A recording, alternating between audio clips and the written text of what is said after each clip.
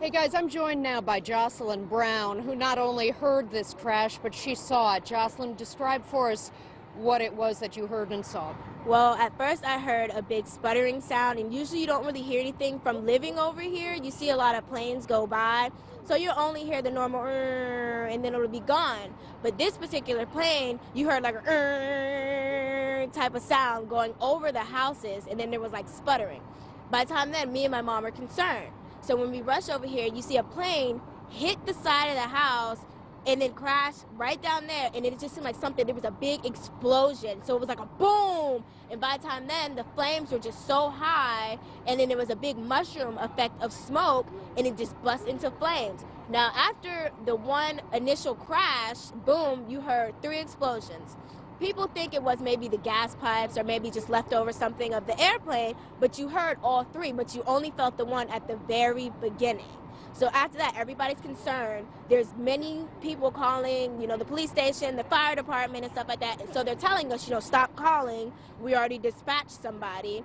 So by the time then, everybody's wondering, if somebody's inside. There's 2 cars, so everybody's running up to the house wondering if they should go in and do something. We're hearing people behind the houses and stuff like that, and you hear just the crinkling, and then you see like the front of the face of the house just start to deteriorate. And Jocelyn, you're watching the plane basically hit the house, crumble it down. What's going through your head at the time? Oh my gosh, is there somebody inside? What do we do? The fire department's not here. It's taking forever. Everybody's taking videos wondering what's taking so long.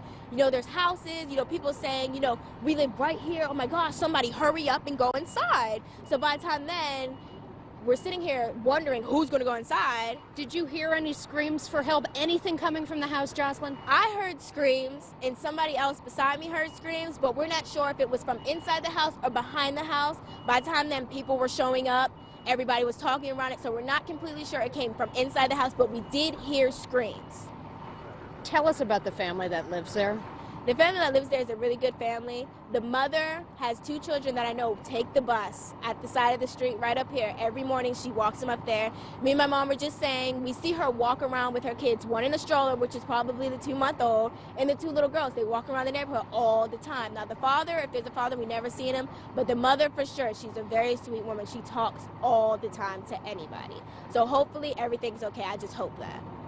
We did hear from the aunt that she believed the mother and the 2 youngest children were at home at the time. Oh my gosh, that's just crushing. Did you attempt to, yell into the house? What did you do? I yelled, is anybody in there? Hello, hello, can you hear me? And I was really close to the house by the time then. The people were trying to hold me back because, I'm not authorized to go in there. I probably would have hurt myself, going in there myself.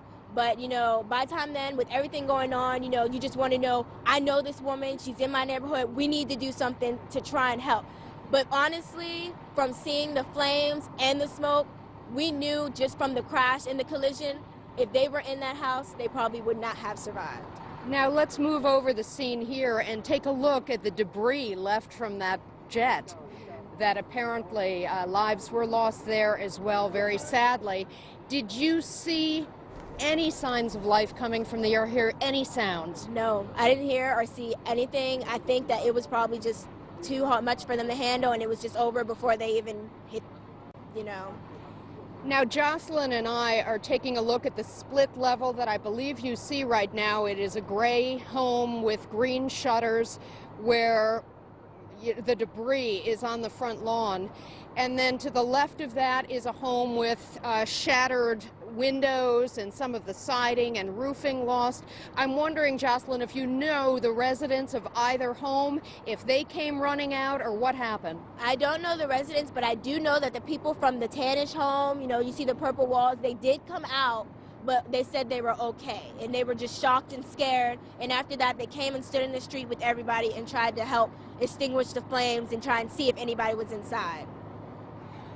How else did the neighbors react? I know a lot of people called 911. People were videotaping. I'm hoping that they tried to help first. What were they doing? There was people screaming. There was people around the backside. Actually, if you were the firefightermen, the backside of their house, there was people back there trying to see if they can get into the house or see into the house. But like I said, with the second, boom, they were just like, you know, we can't make it in there. The flames were just too big. Nobody can make it. Jocelyn Brown, a neighbor and a witness to this horrific scene here. We thank you so much for joining us.